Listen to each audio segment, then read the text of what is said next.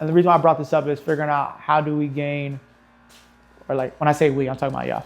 How do we gain profit and more growth and scaling our business up? Like, how do we do that? Yeah. And like, what's the way to do that? How to go about that? And I think a good way for you guys as well is like think about that nonprofit and getting that funding within that, and then obviously profiting with the funding. Yeah, I got you. So that's smooth. yeah. All right. But little food for thought. Post-workout talk. Fargo season. Mr. Trisket Fargo. That's Yes, on sir. all platforms, right? Trisket Fargo, everything. How was your how was the workout? How was the experience? Workout was good, bro. Like I told you, bro,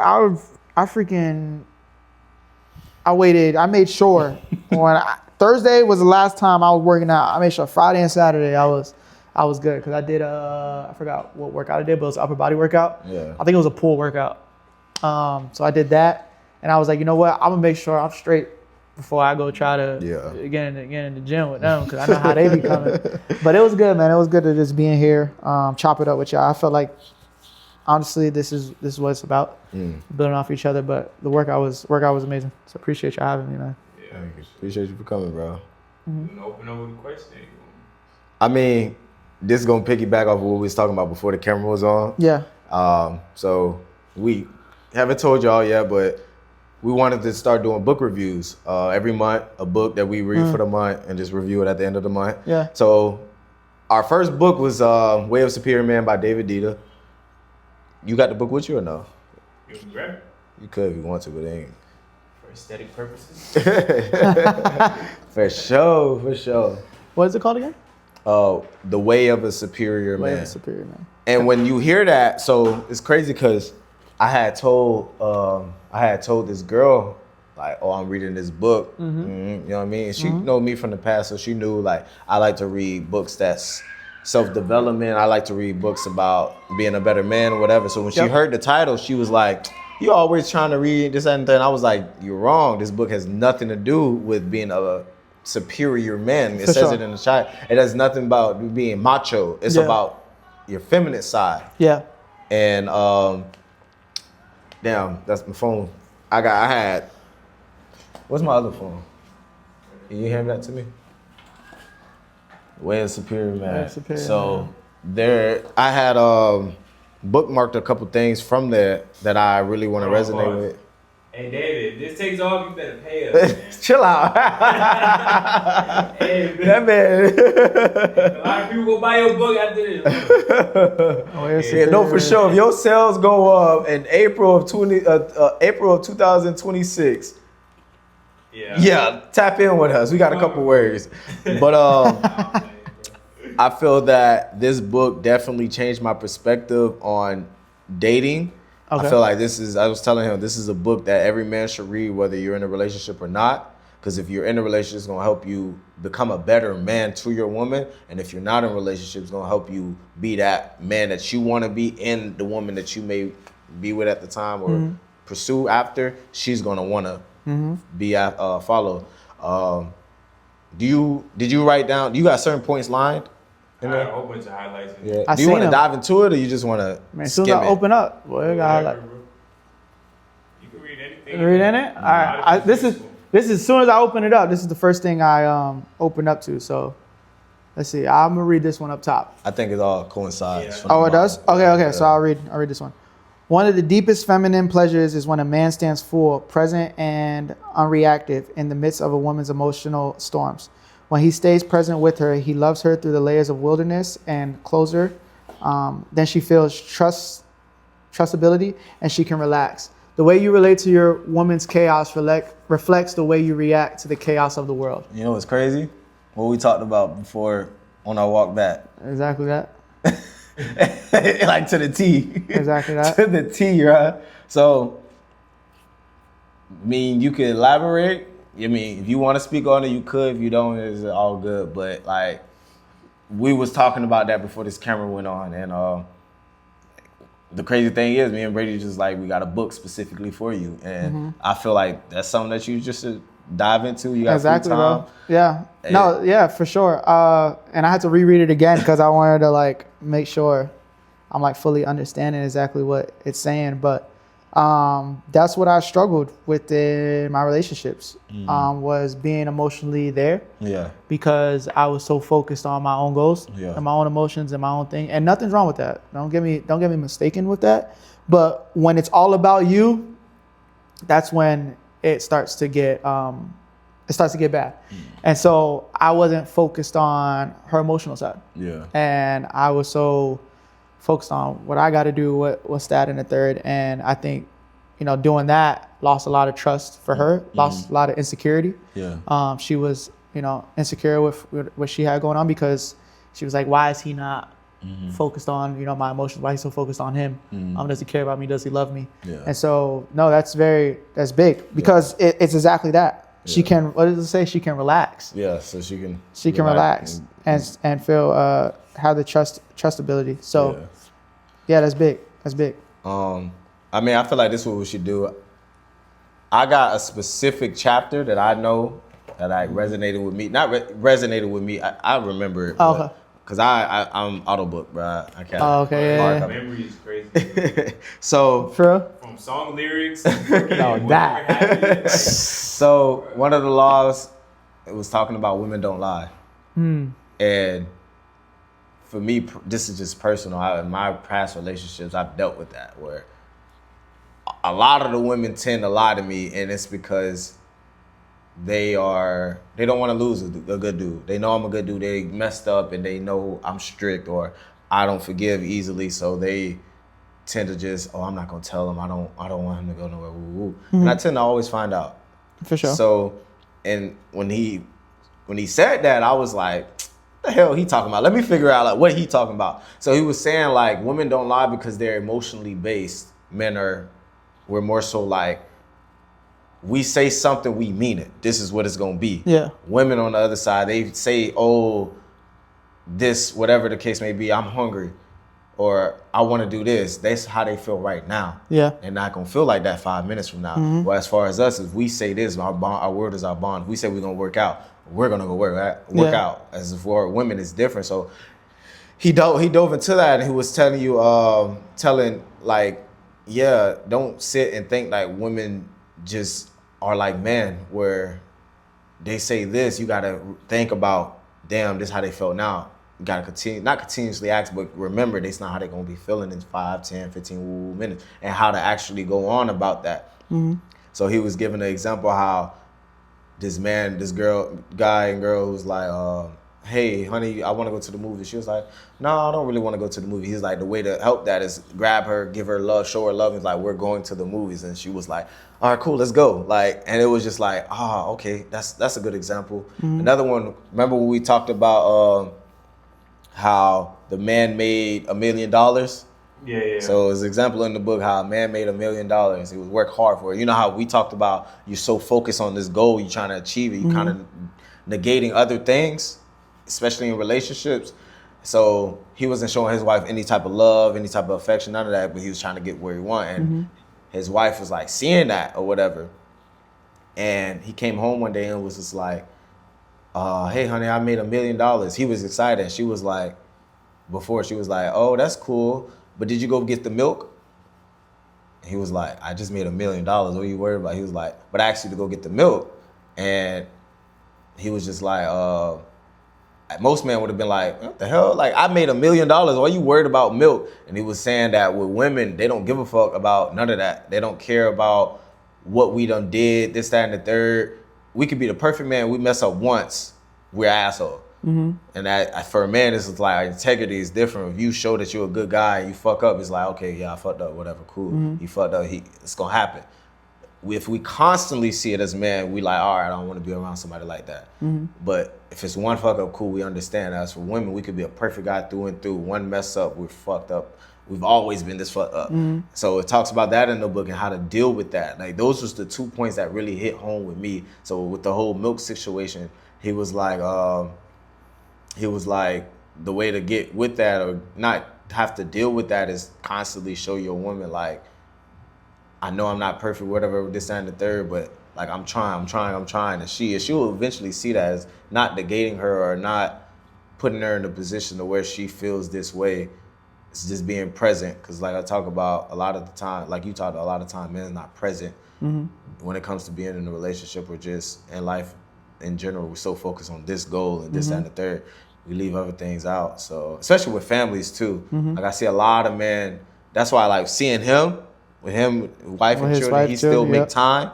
Like a lot of men just like go to work, come home, the grouch, don't really talk, not in their child's life like that, and it's just like, bro, that hinders a lot of. It creates broken families. Oh, for sure. And you wonder why your children don't like you, or you wonder why this, that, and the third. But do you have a? That's interesting. You just brought that up because as soon as you said that, I watched a video like 2 days ago. It was a guy. He went fishing with his son. His son was tired. They were playing all day, and then he was kind of like teaching him a lesson in a sense. He was like, "How do you feel right now?" And he was like, "I'm tired. Like I want to sleep." He was like, "Okay, but now we gotta go inside. We gotta show mommy love. We gotta play with your sister. We gotta play catch with your brother." So basically, it's like how men are when they come home from work. He's teaching them like, no matter how tired you are, you gotta come home. Yeah. And you still got a job and being a good father. Yeah. And that just resonated like with what you said about it hinders a lot of men come home from work, be grouchy, want to go to sleep, don't show their attention to their family. Yeah. But that's interesting. Like I like how he did that though. He went fishing, make sure he was tired. Yeah. And then he taught him that lesson. Like, okay, you're gonna be tired. Now you gotta go inside and be a dad. Exactly. Sure. Yeah. And that's big too, cause like even what I was about to say right before Brady, you were saying was that one thing I've learned that like I learned from my pastor where he talked about is if you want to see if you truly love someone, serve them. Like serve them. And he brought the example of like if you truly love your wife, right? And want to show that you truly love her, a lot of times is like not saying it, it's serving her through, you know what, I'm just, without her even asking, you know what, I'm gonna go do the chores. Yeah. I'm gonna do the dishes. She needs something fixed in the house. I'm gonna go fix the window. I know that let's say the sink been broken, the AC been broken. I'm gonna go do that. That's like serving is like one of the truest forms of love. Yeah. And it's crazy that you said that because it's like when you get home, even when I am tired, I'm gonna still serve my kids. I'm gonna still serve my wife and make that time. And it don't even gotta be physically doing something, like I'm saying in the sense of fixing or something like that, but maybe it's just serving time. Like I'm going, spending time with my son. Okay, how we doing school today? Yeah.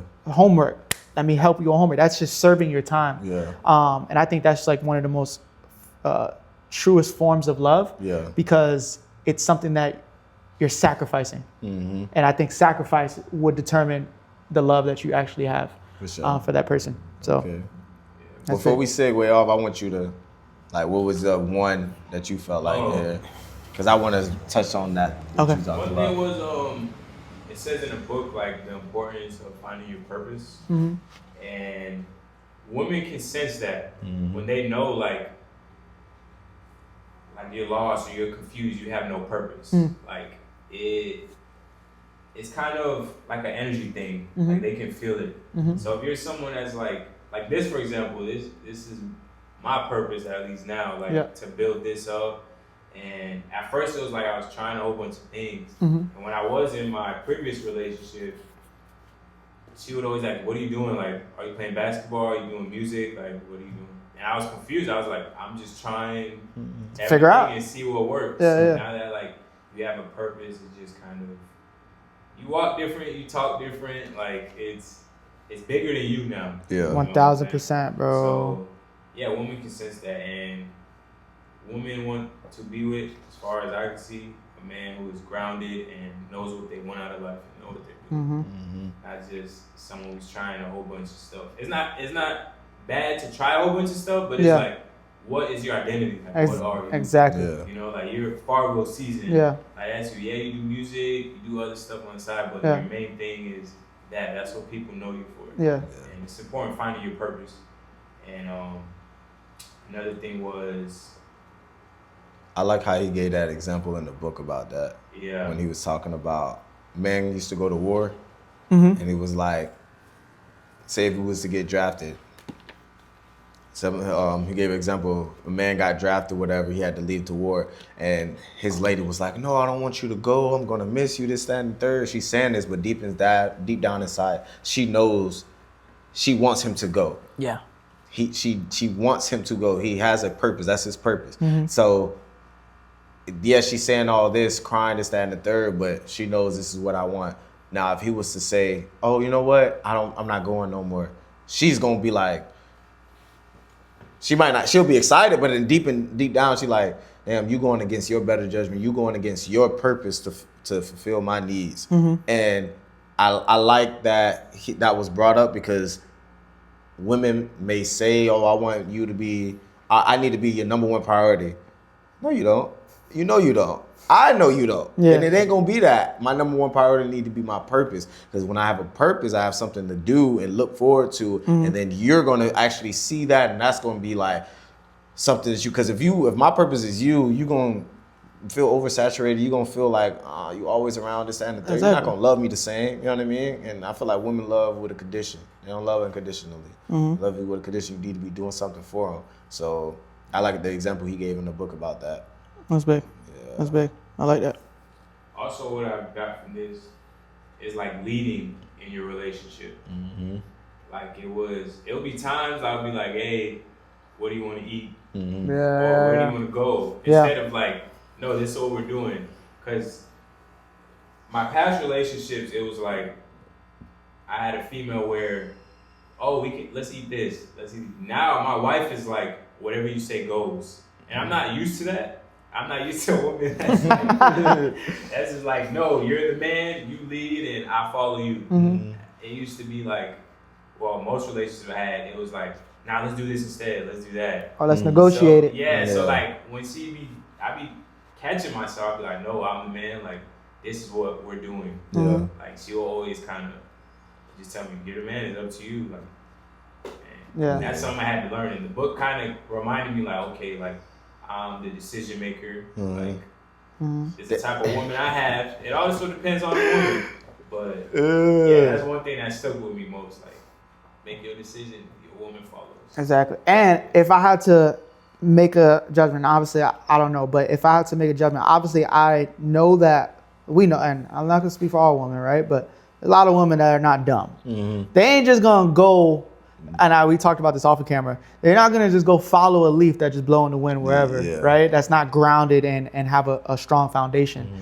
They're not gonna do that because then they're gonna get lost Yeah. and not know where they go. But I believe like just hearing that, like when a woman finds a man that is grounded in a foundation that is strong, that no matter what storm hits, he's not moving, I'm trusting you. And wherever you want to go, whatever you want, I'm trusting, lead the way because I see your foundation. I see how you're grounded and rooted. So because of that, I'm going to follow everywhere you go because I know wherever that is, it's grounded and rooted rather than if a woman sees somebody that don't know their purpose, wherever the storm is, they're emotionally unstable and whatever. I'm not following you, twin. Yeah, I don't know where you. I don't know where you gonna go. I don't know where you gonna take. You gonna take me to measures of harm, or you gonna take me to the promised land? You know what I mean? In a sense, I'm over exaggerated, but I don't know where you're gonna take me. They give me uncertainty. You give me, where he talks about not confidence and trustability and stuff like that. But because like hearing stuff like that, like I could only imagine, and this is me seeing it from you, like you do got a foundation, you do got a purpose. I see you like how grounded you are and like who you are and your identity and what you push for.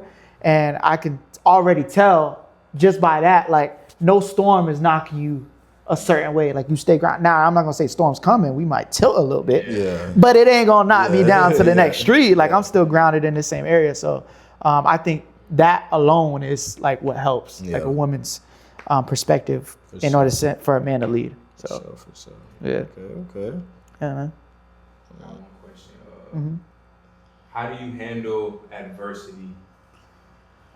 How do I handle adversity? That's good, man. That's good. So the way I handle adversity, right? And this is like kind of what I talked about, is that man in the mirror. What do I want a disciplined Tristan to look like? And so the way I handle adversity now is I journal.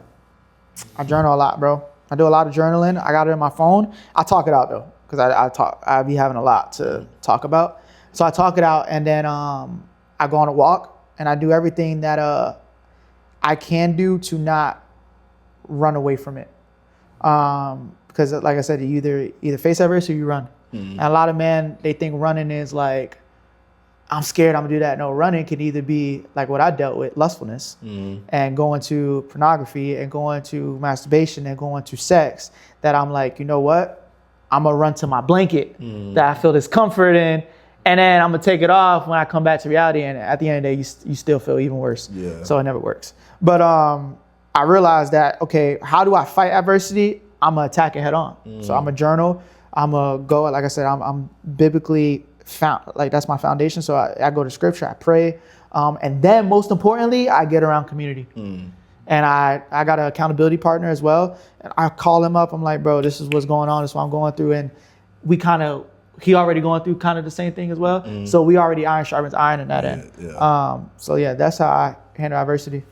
Just take it head on, just by doing the little things, to attack that big thing. Stop trying to do it all at once. Yeah, it never gonna work, bro. It's never gonna work, and you're gonna go to that blanket, whatever your blanket is. It don't got to be lustfulness. Sometimes it can be alcohol. Sometimes it could be drugs. It could be alcohol. It could be abuse. It could be, and I don't want to be as deep as that, but it can be that. That's being real though. Yeah, it can be that. So a lot of people go to our blanket. And I'm tired of that. Man in the mirror, bro. Yeah, for sure. I live by this quote right here. As a grown man, at some point, enough is enough. Yeah. A grown man says at some point, enough is enough, bro. When is your enough? Yeah. And I'm at that moment where enough is enough, man in the mirror, bro. It's crazy because like we all have our own quotes, but it all ties into one thing. Like you said at one point, man, it says enough is enough. Mine's is you keep repeating for a reason because you ain't learn nothing. Yeah. And it's like, it's the same, it correlates with what you said. I'm pretty sure there's so many more out there, but it all correlates to the same thing. At least as a man, it's just like, learn it, bro. You're gonna eventually have to learn and realize and grow up. Like, for sure. At the end of the day, like no matter how you cut the cake. So for sure. But definitely a good answer. I mean, we keep these shorts, bro. These not an hour long. This is whatever. We did a lot of talking off camera too. That's why it's like when we first started, I was like, hold on, there's something that's but it is what it is, bro. Definitely appreciate you. I want to ask a question to you guys. Free? Okay. And this is for both of you guys. When adversity hits you guys, right? Where do you guys run to? You want to answer first? Oh, I thought you was going first. Where do I run to? Like when you in the storm, where do you find your shelter? Okay, so for me, I've always been. We talked about this in our first episode, I think, first or second one, being stoic. So I always know that if I'm in a storm, this storm not gonna last long. And it may feel like it's years, but I know this is not gonna always be. This is not the end all be all. So for me, I know that, and I know that as long as I keep doing what I need to do, well, at least what I think, because sometimes you could be in it and then keep doing it, and it's just like prolonged, and you're in the same position. So I'll do what I think I need to do, and if it's the same thing, switch it up, find something. So for me, that's how I move. But where I tend to usually go is more so like, obviously I pray to God, but I pray differently. I don't sit and be like, oh, get me out of this and no. Bear me the strength. Give me the strength, the guidance, the wisdom that I need to get through this. Because for me, it's just like, I don't want a handout. You didn't place me on it for a handout. Say, I know I could come to you for anything that I need, but I don't move that way. My third tattoo, God gives his hardest battles to his strongest soldier. So for me, I move that way. I always think like that. I always think like, you know what? Nah, instead of asking for a handout, give me the strength, give me the wisdom, give me the guidance, give me the tools that I need to figure this out. So that's where I go. I always go to him. Never failed. Like, never failed. Every decision I've made has led me to where I am now. So I know I'm not where I want to be, but I'm far away from where I was. And I'm cool with that. I'm very cool with that, very secure with that. So yeah, I think definitely go to God first, but I always think to myself like, this ain't gonna last. This ain't gonna always be like this, bro. Yeah. Like, it's good, the good and bad too. Like, hard times not gonna last and good times not gonna last. So I'm cool and I understand that. Just be present and enjoy it. When Jalen was on here, he said something about that, like not worrying about the past because it's in the past. Yeah. And then we don't know about what's in the future. And yeah. I said, but the past tends to repeat itself. So I agree with everything he said, but if we say the past is in the past, at least we learn from it. Learn from that because it's going to come back again. And this goes back to what I say. If you keep repeating for a reason because you ain't learn nothing. So you need to learn that. But yeah, to answer your question, I definitely go to God. Being stoic and I always go to God. Yeah. Give me the tools. Give me what I need to get over this. So yeah. That's big. Good answer. That was a great answer. I would say my relationship with God recently has changed though. It's got way more intense. Like, of course I'm gonna walk through the storm with God. But I told Talon the other day, he looked at me crazy. I was like, I pray naked now. Because when God created us, we were naked. It was never clothes. I take my earring off and I come to God in the form that He created us. So that's how intense it is now. Like, at first it was just, oh God, help me get through the situation. And now it's, God, what are you showing me? Help me understand your word that I'm about to read. Because there'll be times I read the Bible, I was like, I don't know what it meant, but I read my Bible today. You know? So it's more so putting the effort to actually comprehend what He's saying. And I use the analogy all the time. When adversity hits, cows, they run to the storm. They get out of the storm faster. Everything else runs away from it, and they're in the storm longer. So I just face it head on, go straight to it. Like, whatever route I need to take, like, it's, at the end of the day, it's all a learning experience. So yeah, I just take it head on. I walk through it with God, and I don't know, it was a pastor. I don't know if you watched the video when the pastor was saying your relationship with God, like how intimate it should be. Like, when you're having sex, you close the door. When you're praying to God, close the door behind you. And this is y'all time. Intimacy. Yeah, that like reshaped my relationship with God. I was like, okay, now like it's deeper. Like, just like a relationship with me and my wife, we know a lot about each other. Like, now I gotta go and be even real deeper deep with God. So that's what it's about for me now. It's just getting more serious in that aspect. Like, we're gonna go through storms all the time, like till we die, bro. No, for like, sure. It's never ending, bro. It's gonna be another storm we gotta walk through. No matter what, but bro. You have to get through it. Like, everything you've ever been through, heartbreak, health issues, whatever it is, you got through it. So just look at it in that aspect. Like, everything I've been through, I got through it. This is gonna be the same thing. It's gonna be a season, or some season might be a year long, 2 years, but you're gonna get through it. And I look at my mom's story when she said she had cancer. Damn, I want to let her tell this story. You could. Okay. But she was saying that, God, if I'm gonna survive this, give me a sign. Let it rain tomorrow. All summer long, it did not rain. That day, it rained. And she was like, that's my sign that I'm gonna make it through this. So I like keeping other people's experience in mind too. Like, they've been through the worst of the worst, and what I'm going through is nothing compared to to that. So especially when you travel outside the country, it's like, bro, we got it good. Like, we're gonna get through. It be small things, like, bro, this ain't nothing serious compared to they gotta save a gallon of water for a week. They only have that for a week. So they gotta be taking not even a whole cup a day. So it's like looking in that sense. Like, anything we go through, we grow through. Dang, that's tough. I ain't heard that one in a minute, yeah, bro. That's tough. Yeah, I like that. And what's crazy, bro, like what both of y'all like saying, bro, is so like impactful, because like you said, like I'm not gonna look for no handouts. You know, when you talk to God. And then like what you were saying is like you getting so intimate with God. Like, I feel like what people go wrong, right? Whether they believe in God or don't, right? What people go wrong is that, like, all right, God, I'm gonna leave it all in your hands. And then they be like, bro, nothing changing. Like, why nothing changed? Like, God, you ain't do nothing. Or they like, you know what? I'm gonna do it all myself. And they realize nothing changing. What people fail to realize is that God made this a teamwork. You control what you can control. The three things that we control is our attitude, effort, and obedience. We give 100% effort, no matter what and whatever circumstance we in, we obedient and staying obedient, and then we got the right attitude of like, you know what, I have the right faith that this is gonna work and stuff like that, then he does all the things that we can't do, which is the miracles and the outcomes, the door that opens. Yeah. He does that end.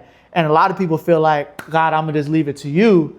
Like, nah, bro, you gotta do your work too, though. Like what you saying, like, I gotta go do my work and figure out what's going on, because I'm not looking for no handouts. And what's so powerful about like the situation with your mom is like, it was her faith that led to the rain coming down in that way. Because she said, Lord, if this is where am I going to survive this, then let this be. Her faith was already there. So she had the right attitude, had the right obedience, talking with the Lord, not forgetting him, and had the right effort in the sense of putting in her faith. The Lord did the other outcome that no other man can do. At all. No man can say the next day, I'm going to make it rain. Only another person, another physical spirit that has the power to do that can do that. Sure. And that's the teamwork aspect of the Lord asks. All he asks is have faith. Yeah. And as long as you have faith, you got the right effort, attitude, and obedience, I'm gonna make everything else work. And that's where we get out the storm. Yeah. And so it's so impactful to hear that, because it's just another reminder of like, all right, Lord, Yeah. I hear what you're saying, and I'm not the only one. We all saying it differently, but it's all like the same aspect of like, we got to do our work too, in a sense, as obviously trusting in the Lord, having that faith. So For sure. no, that's big, bro. I like that. I like that. I like that. Yeah. But yeah, man, we could go on for hours. No, we should for sure do, man. It's like this backyard talk at this point, man. It's backyard talk. We're gonna end it on one last question. Okay. When you hear mentally built, Yeah. what do you think? Sheesh. When I hear mentally built. What does that mean to you? Yeah. So mentally built for me is when I think of, if I'm breaking this down, right? If I think of built, right? Something that takes time. You're not going to be able to build something that's sturdy and have a good foundation in one day. It's going to take some time. It's going to take some work. And it's going to take some knowledge behind it to try to figure out how that works. So if I'm thinking about mentally built, is mentally building your mind layer by layer to the point where you want it to be strong and have a strong foundation and rooted. So that's what that would mean to me. I like it. I like that. I like that. I like that. Yeah.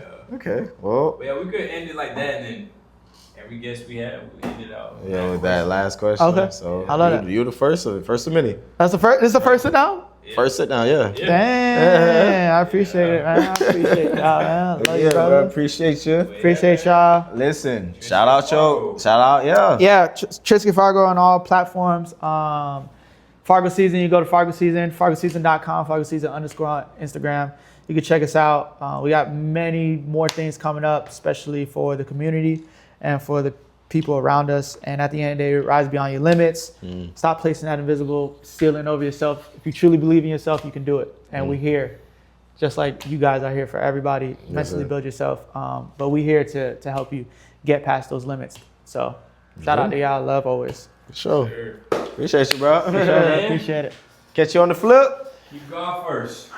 Always.